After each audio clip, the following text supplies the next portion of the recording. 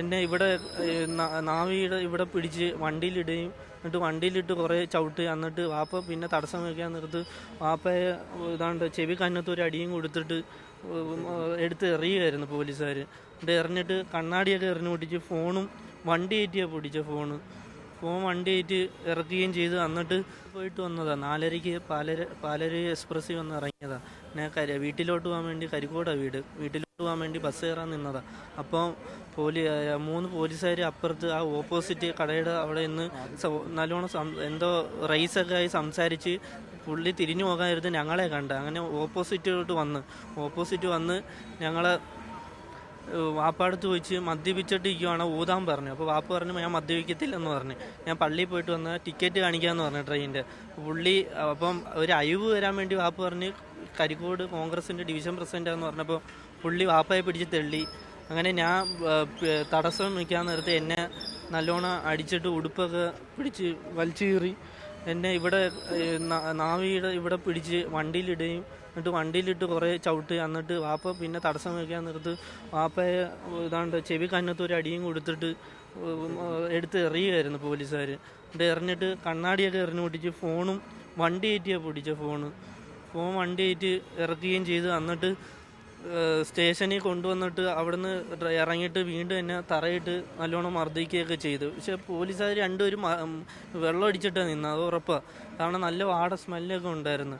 അങ്ങനെ എന്നെ തറയിട്ട് കുറേ ചോട്ടി എന്നിട്ട് അകത്ത് കൊണ്ടുപോയിട്ട് നല്ലോണം ഇടിച്ച്. അപ്പോൾ ഞാൻ ഇടി കുറയാൻ വേണ്ടി ഞാൻ പറഞ്ഞ് KSU ജില്ലാ ജോയിന്റ് സെക്രട്ടറിയാണ് എന്ന് പറഞ്ഞപ്പോൾ KSU അത് കൊട്ടാരക്കര 10 ഒരു എന്നൊക്കെ പറഞ്ഞ് എന്നെ കുറേ ഇടിച്ചിട്ട് എനിക്ക് ഞാൻ പറഞ്ഞു സാറേ ഞാൻ പേഷ്യൻ്റാന്ന് പറഞ്ഞിട്ട് അയാൾ നല്ലോണം ഇടിച്ച്.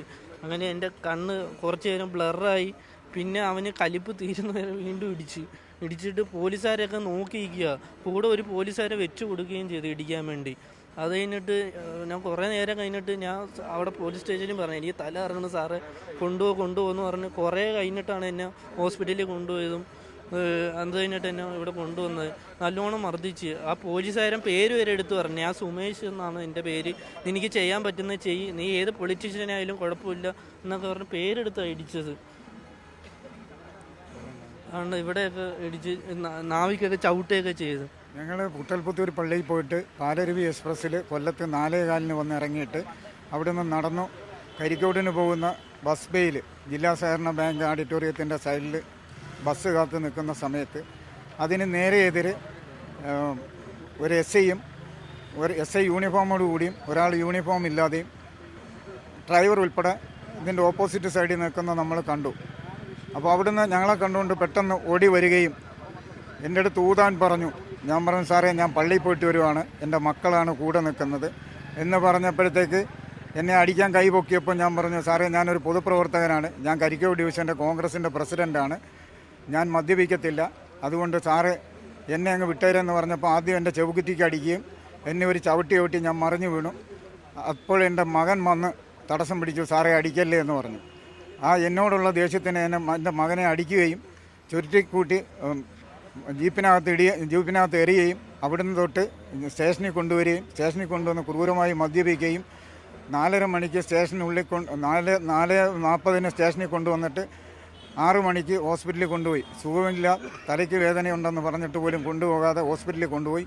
ഇപ്പോഴാണ് ഇവിടെ കൊണ്ടുവന്നതും അവനെ ശാരീരികമായി നല്ല രീതിയിൽ ഉപദ്രവിച്ചു. ഞാൻ എൻ്റെ മോന് സുഖമില്ല എന്ന് പറഞ്ഞിട്ട് അത് കേൾക്കാതെ കൂടാണ് എടുത്ത് വണ്ടിയിലെറിഞ്ഞതിന് ശേഷം എന്നെ ഞാൻ അവിടെ സാറേ അവനെ വണ്ടിയിൽ നിന്ന് ഇറക്കാൻ പറഞ്ഞപ്പോൾ എന്നെ എടുത്ത് എറിഞ്ഞു. ഞാൻ ആ സൈഡ് ഭിത്തിയിൽ പോയി അടിച്ചു, ട്രാൻസ്പോർട്ട് ബസ് സ്റ്റോപ്പിൻ്റെ സൈഡിൽ.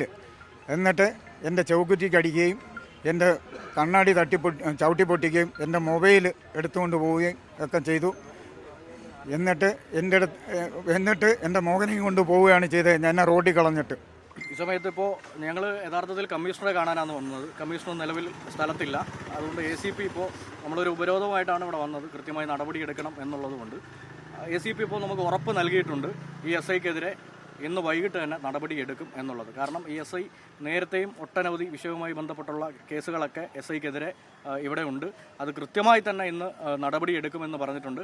അതിന്മേലാണ് നമ്മളിപ്പോൾ സമരം അവസാനിപ്പിച്ച് വെളിയിലോട്ട് ഇറങ്ങി നിൽക്കുന്നത്. ഇത് എടുത്തില്ല എന്നുണ്ടെങ്കിൽ കൃത്യമായി തന്നെ പറയാം, ഒരു പിന്നെ മെയിൻ SI രാത്രി കാലങ്ങളിൽ ഈ പറഞ്ഞ ഇപ്പോൾ എടുത്തു പറയുകയാണെങ്കിൽ ലഹരി കൂടി നിൽക്കുന്ന ഈ സമയത്ത് തന്നെ ഒരു SI മദ്യപിച്ചിട്ട് പൊതുജനങ്ങൾക്ക് സംരക്ഷണം കൊടുക്കേണ്ട പോലീസ് ആ പൊതുജനങ്ങളുടെ മുകളിലേക്ക് കയറി വഴിയാത്രക്കാരെ ഉൾപ്പെടെയുള്ള ആളുകളെ മർദ്ദിക്കുന്ന ഒരു തരത്തിലേക്കാണ് പോയിക്കൊണ്ടിരിക്കുന്നത്. KSUവിൻ്റെ ജില്ലാ ജനറൽ സെക്രട്ടറി ആയ സയ്യിദിനെ ഒരു പ്രകോപനവും കൂടാതാണ് ഇന്ന് രാവിലെ പിതാവിനെ ഉൾപ്പെടെ കൊല്ലം ചിന്നക്കട സർക്കിളിൽ വെച്ച് മർദ്ദിച്ചിട്ട് ഈ നിമിഷം വരെ SI സ്റ്റേഷനിൽ വന്നിട്ടോ ഇല്ല. ഇവിടെയുള്ള പോലീസുകാരുടെ അടുത്ത് നമ്മൾ നിരന്തരം ബന്ധപ്പെട്ടിട്ടുണ്ട്. SIയുടെ മെഡിക്കൽ എടുക്കണമെന്ന് പറഞ്ഞിട്ടുണ്ട്. അതിനൊന്നും നിലവിൽ പോലീസുകാർ കൂട്ടാക്കിയിട്ടില്ല. ACP ഇപ്പോൾ പറഞ്ഞതിൻ്റെ കൂട്ടത്തിൽ ഒരു കാര്യം കൂടെ പറഞ്ഞു, SIക്ക് പരിക്കുണ്ടെന്ന്. സ്വാഭാവികമായിട്ട് SIക്ക് പരിക്ക് എങ്ങനെ വന്നെന്ന് ഞങ്ങൾക്കറിയില്ല. നിങ്ങൾ ആ ചിന്നക്കട റൗണ്ടിലെ പിന്നെ അവിടെ കുറേ കടകളുണ്ട്, തട്ടുകടകളടക്കം. അവിടെ ഞങ്ങൾ അന്വേഷണത്തോളം കണ്ടെത്തിയത് അവിടെ ഒരു കടയിൽ കയറി ഈ SI വിഷയം ഉണ്ടാക്കി ആ കട തല്ലിപ്പൊളിച്ചിട്ടാണ് ഇവരുടെ മണ്ടയ്ക്ക് മക്കിട്ട് കയറാൻ വന്നത്. ആ SIയും കൂടുള്ള പോലീസുകാർ യൂണിഫോമിൽ പോലും അല്ലായിരുന്നു. കൃത്യമായി ഇതിനെതിരെ നടപടി ഇന്ന് വൈകിട്ടുണ്ടായില്ല എന്നുണ്ടെങ്കിൽ നാളെ കമ്മീഷണർ ഓഫീസിലേക്ക് ഞങ്ങൾ KSU ജില്ലാ കമ്മിറ്റിയുടെ മാർച്ച് നടത്തും. അതിന് ഈ SIയെ ഇത്തരത്തിലേക്ക് ഇവിടെ വെച്ചുപുറപ്പിക്കാൻ കഴിയില്ല എന്നത് തന്നെയാണ് ഞങ്ങൾക്ക് പറയാനുള്ളത്.